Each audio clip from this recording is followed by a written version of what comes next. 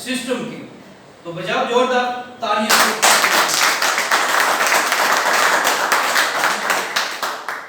उसके बाद में सबसे पहले नंबर परमपिता परमात्मा का धन्यवाद जिन्होंने हमें इंसान बनाया।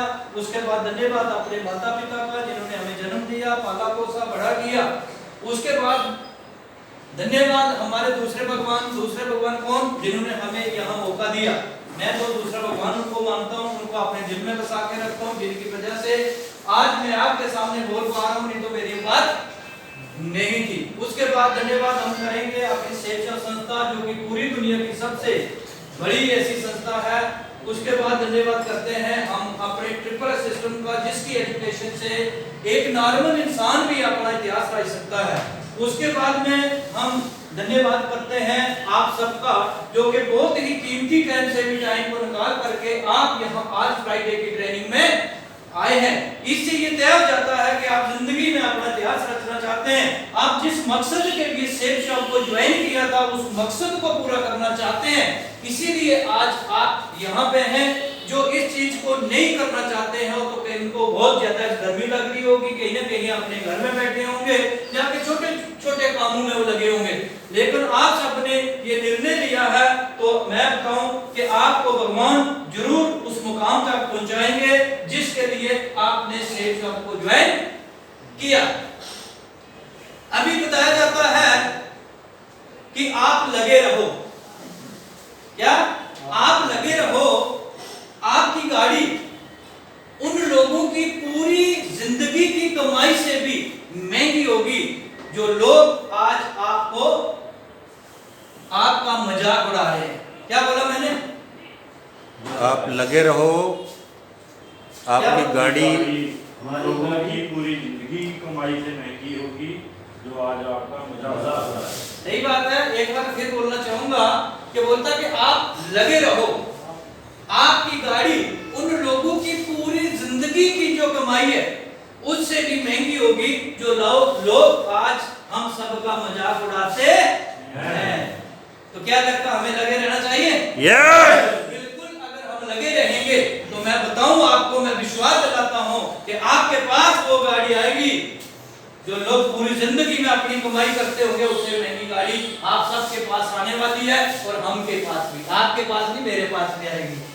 सही बात है नहीं है? yes. तो क्या ऐसा करना चाहिए? yes.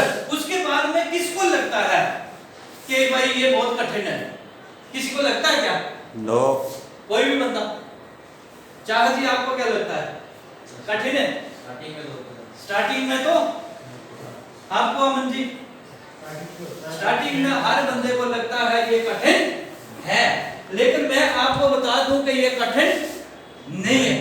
यहाँ क्या होता है, बोलते हैं या तो हम किसी के बन जाएं या फिर किसी को हम अपना बना लें। क्या करें? या तो हम किसी के बन जाएं या फिर किसी को हम अपना बना लें, क्योंकि जब हम किसी के बन जाते हैं तो क्या लगता है किसी के बिना हम रह सकते हैं क्या? अगर कोई हमारा बन जाएगा तो क्या लगता है हमारे बिना रह पाएगा क्या? क्योंकि यहाँ रिलेशनशिप काम करती है। क्या करती है? यहाँ कोई हम किसी को तनख्वाह नहीं दी जाती है, किसी को कुछ यहाँ और लालच नहीं दिया जाता है। यहाँ सिर्फ क्या है, एक रियलिटी काम करती है। क्या करती है? एक सच्चाई काम करती है, एक ईमानदारी काम करती है। तो मैं बताऊं कि अगर हम ऐसा कर पाए तो मैं बताऊं ये कोई काम कठिन नहीं है। इसका हम उदाहरण लेते हैं मीरा। मीरा को कौन कौन जानता है? मीरा बाई आप जानते हो कि नहीं जानते हो? तो अगर उनकी बात करें तो वो एक राजा के महल में एक रानी थी। क्या थी वो? रानी थी। लेकिन उनकी लगन किसके साथ लगी? भगवान श्री कृष्ण के साथ। सही है नहीं? वो भगवान की बन गई। क्या बन गई? वो भगवान की बन गई। तो जब भगवान की बनी तो अभी वो रानी थी। क्या थी? रानी। लेकिन वो रानी नहीं रहेगी, वो दीवानी होगी। क्या होगी? दीवानी होगी। उसने अपना राजपाट को त्याग करके भी उसने किसके साथ मन लगा लिया? भगवान श्री कृष्ण के। तो अभी मुझे बताओ क्या लगता है भगवान को पाना आसान है क्या? बहुत कठिन है।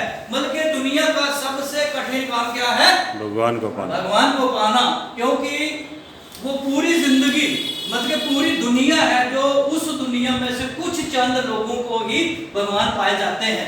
तो अभी बताओ कि कितनी बड़ी स्ट्रगल और कितनी बड़ी मेहनत करके भगवान को पाना था, लेकिन क्या हुआ कि उन्होंने भगवान को पाया कि नहीं पाया?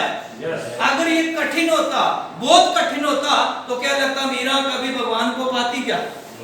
भगवान की जब हुई तो क्या हुआ कि उन्होंने अपना एक चीज को छोड़ना पड़ा। क्या छोड़ा? उन्होंने वो राजपाट को छोड़ा और रानी ने ही दीवानी बनी, और आज मीरा का नाम है। मीरा बोलते हैं कि भगवान के हृदय में बसती है और भगवान मीरा के हृदय में बसते हैं। तो इसी प्रकार हमें भी क्या करना है, अगर वाकया के हम भी उसको, हम नहीं बोलते हैं कि 100% 50% नहीं, अगर 10% को मान ले, कितने को मान ले? 10% को अगर हम मान लें तो मैं बताऊं कि ये कोई काम कठिन नहीं है। अभी मैं बताऊं एक बात मैं और आपको बताना चाहता हूं कि बोला जाता है कि ये कोई बड़ी बात है क्या?